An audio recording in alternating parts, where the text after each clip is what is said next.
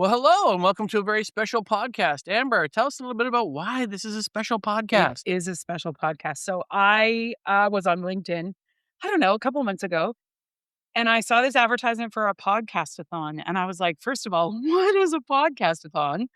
To which then I did my little due diligence and discovered that it is the fourth year that a global podcast-a-thon has happened. And basically the premise is we get together and for 1 week, thousands upon thousands of podcasts worldwide highlight a charity of their choice.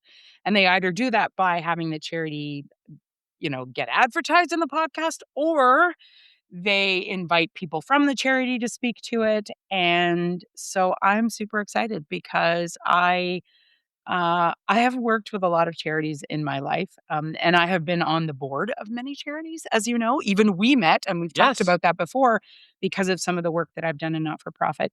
And I have a absolutely dear friend who is executive director of a local not-for-profit, and I'm actually on the board. And the name of this not-for-profit is Oak Bay Volunteer Services Society, I think is the legal name. And I'm really excited because I got someone who doesn't normally want to do this to do this. So, Kara, you are a third for the first time ever in the Feisty Project podcast. We've never had a third. So, welcome. Thank you. Thanks for the honor. So, Kara, full disclosure, I'm completely biased. Aside from the fact that Martin and I are good friends, Kara and I are actually also very good friends. We've been in the trenches together for quite a while. We met at a different not-for-profit We did. that we don't need to name, mostly for their benefit. And and neither of us stayed there for very long at that not-for-profit, but something about us, something clicked, something connected. And then you went on to school after that and did your master's in Leadership. So I was in school for counseling okay. with a couple specializations, and then went on to my Master of Arts in Leadership with Royal Roads. Wow, very Yeah. cool. Lots of growth, lots of changes. How Super long good. was that program? The MAL program was a little over 2 years. Okay. And Yeah. fantastic. Highly recommend it. Very cool. Well, shout out to Royal Roads. Yeah. And for those of us who are listening, we live and work and play here in Victoria, BC, also the Lekwungen and Wasanic speaking people's territory. And Royal Roads is one of our unis. So yeah, it's a very cool one. And it's also, okay, you know this. I have to turn to Martin for the superhero reference. What movie or what is because Royal Roads is like a castle. Is it what kind of castle? Hatley Council. Hatley Castle. And it has a connection for stuff you love. What is the connection? Yes. So I too am a Royal Roads grad, executive coaching and advanced coaching practice. And it is known throughout the land as the Xavier Institute for Gifted Children. Whoa. From the X-Men films and the Deadpool films. Okay. And our Canadian treasure, Ryan Reynolds, has taken more than a few photos outside of Hatley Castle. Okay, very cool. I didn't, of the three of us, I didn't go to Royal Roads, but I have been on site many times. It's super beautiful. But the school is top notch. It really is. Yeah. It really is. The way that they shape, at least my experience for the leadership program, the way that they shape the learning, acknowledging all of the different experiences and perspectives that the different students bring, as well as their massive list of teachers and professors and supervisors. It really is a community learning experience where every little element of somebody's life experience will lend well to your learning. Very cool. I'm a different person for having navigated that program and super grateful for them. Okay, so in my experience, Kara, I've been in a lot of not-for-profits. Not every executive director of a not-for-profit is someone who can say that they've had the level of training and kind of master's experience that you've had. How did that, you just admitted that it changed you. How did that sort of change who you are as a leader in, your current role, which is at Oak Bay Volunteer Services? It grounded me, both figuratively and literally. I spent most of my on-campus time there barefoot on the grounds. Okay, but that's not unusual for you. No, it's not. Most often I know you, Kara, to not have shoes on. But no, it's their dedicated space to really think about what leadership is and to learn about how different people approach it. For many of us, especially in the nonprofit sector, you enter into it because you care, right? You're led by your heart. Right. You want to make an impact, and sometimes you just hit the ground running and drive forward and do what you can as you can. My taking that time to step into school, which I realize is a privilege that not everybody has, absolutely. allowed me to slow down in elements of my life. I was working while I was in school, so not everything slowed Well, because down. we have to pay for it somehow, Yes, right? absolutely. But to think about the different theory, think about the different leadership styles, Mhm. right?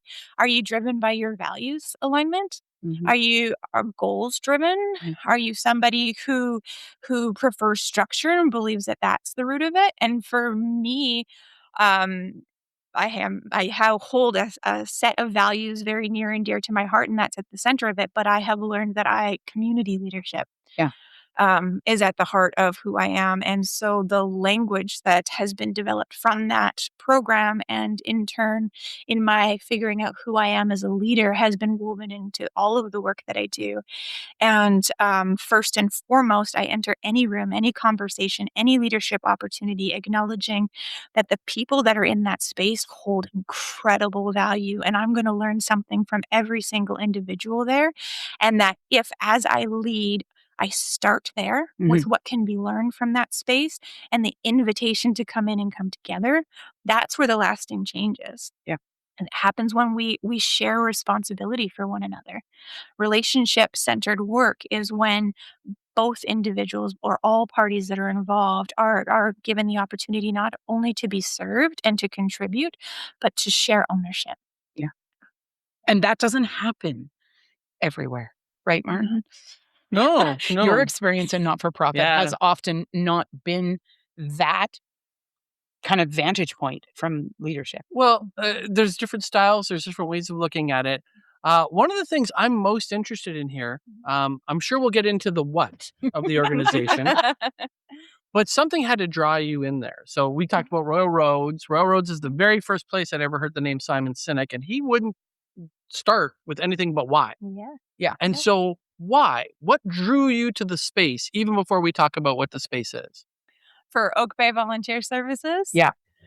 Honestly, I really appreciated the legacy that's there. I really there is there's a calm about the organization. There's a consistency about the organization that has significant impact. Which it signified to me that there's some really strong interwoven foundation there. And How long has Oak Bay Volunteer Services been around? we've been operating since 1977. Wow. Yeah. The idea was sparked in 74, but the work started in 77. And it's grown and evolved over Right. time. It started, as a smaller iteration and all of that goodness. But the direct volunteering, the direct service to the community, and the community's contribution to what that service looks like has been around for, next year will be 50 years. Wow. Mm-hmm. I mean, that's speaking, I would say that's evidence of the roots that you were sensing as part of the why that you were there. Absolutely. Yeah. Absolutely. And the when we talk about community-led work or relationship-centered work, we have many volunteers who have invested their time and their funds and their thought leadership to this organization for decades. Yeah. One of our silent disco volunteers, who is one of my favorite human beings, shared with me that she's actually been around since just before it was formed. So she's been serving for decades. Wow. And is still the most fun person to spend time with. And that doesn't happen in an organization that's not worth being in a community that where people are feeling isolated or disconnected or where there's disorder. And so I'm so grateful to the leaders that came before me for creating this space. I'm so grateful to the community for really, because it's taken thousands of people over these decades to weave this together. And I'm so humbled by the privilege of being able to serve and to build on the legacy that they have beautifully assembled. Yeah. So what is the what then? I mean, I know what Oak Bay Volunteer Services does only because I'm also, like I said, currently on the board of directors, and it's a real honor to serve that way. But it started with something, and then it's had some iterations. What today would you say marks the purpose, the passion, and the ultimate kind of goal for Oak Bay Volunteer Services. And I mean, it is specifically identified here locally as Oak Bay, which is, for people who are unaware, if you look at a map of like Victoria and the greater Victoria area, you'll notice that Oak Bay is like a little region that operates as its own little village, city, town. It doesn't have all of those identifiers, but it, from a municipality standpoint, it's its own thing. But that isn't the whole story of the what of this society, is it? No, I think at our very core, we are relationship. We are, everything that we do is relationship centered. Our core services, our primary delivery point is direct volunteer goodness. For context, that means that volunteers are going out and they're like driving somebody to a doctor's appointment, or walking with them to go pick up their groceries, or helping them, fill out a complicated form, or fix, a leaky faucet, those kind of things where, for those of us that might come from a pretty diverse nuclear community, might take for granted that there's always somebody there. But the reality of today is that we live quite an isolated existence. We live in our little silos in our cell phones, there's more people living alone now than there ever has been. And so those services really drive the center of it. And those ones are specific to Oak Bay, but we have built upon that a little bit more, expanding as the community has shared with us that there's different trending needs, or as we see our peer organizations looking for opportunities to collaborate, looking for opportunities to build with each other. Right. Because the systems that we work in are broken.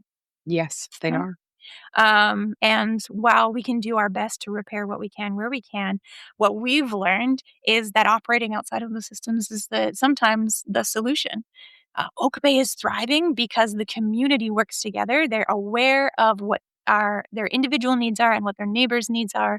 They raise those concerns when they come up, and then we actively respond to it. Right. We've had an opportunity to grow out our program beyond the border of Oak Bay through things like social prescribing for older adults with our community connector program. Social prescribing. Yes. What is that? Yeah. So when we look at health and wellness, 80 to 90% of that is captured under what's thrown into the social umbrella. Everything else, and that's for anything that's not traditionally medical. Okay. Your housing, your finances, your movement and recreation, your social life, all of that falls into the 80 to 90%. And it has 80 to 90% impact on what your wellness looks like. Social prescribing is a relationship-centered, holistic assessment of the individual as a whole. Instead of being like, my mental health hasn't been super great. I really need somebody to address it. Or like, this part of my body really aches. I want you to pay attention to the shoulder. Right. Instead of just looking at that, we're looking at the person as a whole, all of the different elements, and then working with the individual to look at community-based non-medical resources that might improve other elements so that you are better balanced. Okay. That your health and wellness can be improved, but outside of the medical piece. The program offering that we have is specific to people who are 55 plus. Okay. And is a growing need right now. Like that demographic has a significant need for support. And from a healthcare stance, doctors are overwhelmed. They don't have capacity to really lean into the relationship or to actually hold room for a real conversation with individuals. Right. And this program creates space for not just one conversation, but an ongoing one, to support that connection to the community organizations that we know are incredible, or to empower people to better understand how to navigate the resources and supports that are available, or even just identify like, okay, what's the pain point here? What are my needs? Social prescribing, as you might hear as I'm talking about it, is actually at the core of what OBVS is. Right. It's work that we've been doing for forever. Every connection that we have starts with a holistic engagement, whether it's the people receiving our services, or the volunteers providing it, or even how we operate as a team, our staff team. And so this is an area that we get really excited about. And right now, healthcare is really interested in driving this forward because they're trying to find a way to balance their system and community organizations are really excited about the opportunity to be at the table with health and also to align themselves. And so in that trend, we've also convened a social prescribing steering committee for Southern Vancouver Island. Wow. Where sector leaders from whether it's public health or primary care, um, caregiving entities or community organizations, which are represented by OBVS, we're coming together, one, to fully map our systems. Who's there? Who's doing what and how? Right. Yeah. So that there's a hub almost of knowledge. Yes, right? exactly. Okay. Making it more accessible to the public, educating people on what social prescribing is and how to engage with it, and then working towards eventually formally integrating it into the healthcare system. So community organizations like ours and healthcare can really, truly work together in tandem. And this is, again, Wow. everything is anchored in that collaborative action, in that relationship-centered care. And it might, we might see big changes in the next year or two, or it might take us a decade. But the point is that we're at the table today and driving the conversations now. And the relationships are being fostered today, which means that irregardless of a decade from now, the individuals right now that are being seen, heard, and valued by the organization and by social prescribing, they're getting help right now. Yes. Right? So there's nothing more tangible than having individuals that have need right now to be able to access it. Mhm. And it sounds like your organization is doing that. Yes, absolutely. Very cool. Our director for the social prescribing program is also like the perfect fit for it. It is a natural relationship builder or connector. She actually just had an information session, community information session earlier this week. And a group of attendees actually went out and ended up sharing a meal together because they were all kind of looking for similar kinds of connection. And she supported connecting right there, and they walked away excited. That's amazing. And also open to participating in the program for individual support. And so people are building networks and benefiting just from sometimes a simple conversation. Absolutely. And I think sometimes we complicate what can make all the difference. It's very interesting too that leadership has the opportunity to inform these spaces, to bring wisdom, and to create what I like to call a generous space, which is the idea that people in the space, you give enough room for people to create or even begin to lay hold of what makes them feel safe. And in that, it gives you the opportunity to, demonstrate what leadership actually looks like. I was in a class last night talking about, I don't even remember what the topic was. And someone asked me a question and they were like, well, how do we do this? How do you handle this complexity? What's the answer? And the answer was, well, they're human and they want to be heard and they want to be seen and they want to recognize that you value what they have to contribute. And this was in a professional kind of business environment, but the irony is the delivery is the same. Mm-hmm. And it's fascinating to think about how healthcare intersects here, because I think we often think about needing to go to the healthcare system because that's where the expertise is about the body. Mm-hmm. But we forget also that as humans, we are not just the body. Mm-hmm. We are an integrated kind of unit of all different systems and emotions and relations, and that's all connected. So I can only imagine, I don't know what the data is, you might know, but I can only imagine what research we have to prove that when someone feels seen, heard, and valued, Mm-hmm. they literally use less of the healthcare system because they end up finding ways to be healthier Mm-hmm. just by virtue of being in relationship and being connected. Absolutely. I certainly feel that way. And I mean, I don't have data on myself, but I know when I have great relationships that are healthy and thriving, my health benefits from that. Absolutely. Yeah, and we know that there's going to be health benefits that are naturally from that. But you're right, data is lacking in that.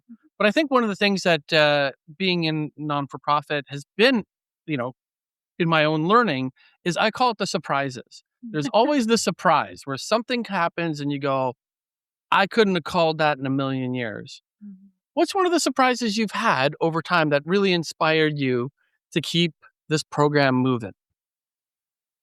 Yeah, I I think it's the situation wasn't so much a surprise to me, but the result of impact was a surprise to me. Where we had somebody come to us because they were advised by somebody in the healthcare system to connect or to reach out after receiving a pretty substantial diagnosis. And they did so begrudgingly, like, oh, okay, yeah, I did this thing, I checked this box. And at the time, I was the one who had the opportunity to go in and do that holistic assessment, the original conversation where I got to know this individual and speak to what we offer and what they were looking for. And so it feels near and dear to my heart. And that individual, like a couple days later, started receiving services. And they were only with us, and I mean with us on this earth for 3 months following that experience. But their neighbors spoke to us after they had passed because we had reached out. The neighbors were the people that were listed as the alternative contacts, and we wanted to be sure we hadn't heard from this individual. They had something booked, and wanted to be sure that they were well. And in contact with these neighbors, we found out that their entire demeanor changed almost like within weeks of engaging, that they were glowing and excited and were looking forward to when the volunteers were coming. And it was simple things. It was, a drive once a week kind of a thing. Right. But somebody was showing up and looking them in their eyes and calling them by their name, and it completely transformed the end of their life. And to me, that was the most surprising piece. And that was the piece that, like you say, maybe I don't have the exact data, but I know in my body that I feel better when I connect with someone, where I just have a little bit of socialization. I knew, like, I had a feeling that there was positive impact, and I believe very strongly in community action. But to hear those results, to hear such significant movement, Changed everything. If we serve this one person, if that's the only individual who ever benefited from this program, It was my worth it. entire life's work is worth it. Yeah. And that's what drives me in everything that I do. When there's those uncomfortable leadership conversations, when you're in spaces where there are very different opinions, and people might feel really protective of what they're doing and how they're doing it because resources are finite. Yeah. I will speak as loud and proud in those rooms as as possible, because if we can get one more person, if one more life can be changed, then it's worth it. So what's next? Where is Oak Bay Volunteer Services going? What's your vision as a leader? How are you do have a team? You do have I would say it's a small but mighty staff team, and that is also unfortunately a lot of what we hear of charities. We don't necessarily have a lot of resources to pay staff, but we have key dedicated staff that really mobilize hundreds of volunteers. So what are you all really excited about? We're excited about continuing educating not just those who are part of our network already, but the community at large about what we've learned, right? And some people might already have that knowledge, but a lot of people don't. And helping people understand how close connection is. Yeah. How close support is. Whether you're like in university and trying to figure out how the heck to do adulting, right? Getting to that doctor's appointment, or picking up your groceries, or just figuring out how to file your taxes. We can be there. UVic and Camosun, shout out, are both within our catchment. We can help you.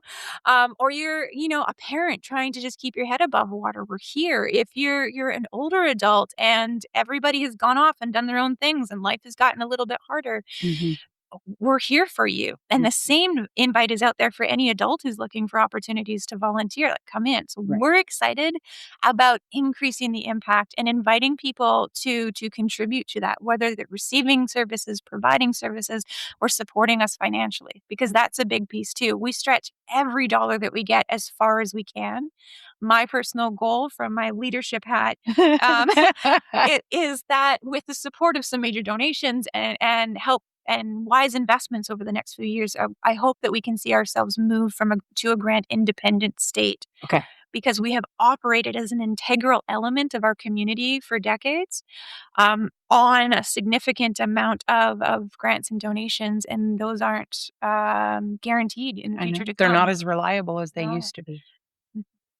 And it takes that. It takes people to be benevolent. I will say it takes as little and also as much as people are willing to give, and any amount is helpful. But I do know, just like I said, because of my role on the board, donating to Oak Bay Volunteer Services is very easy to do. You can go to the website. There are campaigns that are live. There are, growing kind of funds that you're sort of we're hoping to see increase. We're definitely also looking, as we should always, I think, in charities be looking for corporate and businesses that are associated, because, businesses thrive on the people that Oak Bay Volunteer Services are meeting the needs of. And that community connection is not just on individual levels. It's actually also in how are we, no matter what we're doing in leadership and in business, how are we giving back and contributing to the communities we live and exist in? So I'm sure there are people listening who have means. And perhaps this is another way to, be able to talk about legacy. You said you were super excited to inherit this beautiful legacy, this sort of like roots deep organization. Yes. Your leadership role has been about furthering that, but it is also about where do we keep growing to? And that takes more than the three of us talking about it, but definitely more than just you talking about it. And yeah, it's about mobilization. The world is changing. And the way it's changing, and Martin, you and I've talked about this, the way it is changing is actually going to demand even more human connection, because it's always been the most important part. But if we've ever been distracted from the need, we're only going to see that intensify. And organizations like OBVS are doing that and have been doing it for such a long time. It's been super cool. Yeah. Thank you so much for coming. I know that, like I said, you're our first guest in our second season. Actually, since we've done this, it's been great to have you. And we will make sure to link the organization. We thank Podcast-a-thon for letting us do this. It's also keeping me in mind of there's always ways to allow any voice to help magnify other voices. It doesn't just take a physical voice to join us. So I'm note to self and to you, Martin. There's always great ways for us to give shout outs to good things that are happening around us and in the world. And it's through, doing something like this at a global level where all these thousands of podcasts are going to highlight these tremendous organizations that we do have the power to magnify. But yeah, it's been great. Thank you for having me. Good. I've been enjoying not talking as much. Which is, now you know my work. I was just that was a dig. No. Anyway, thank you so much, Kara. Thank you so much. It's been great to have you, and we'll see you all next time. Till next time. Bye.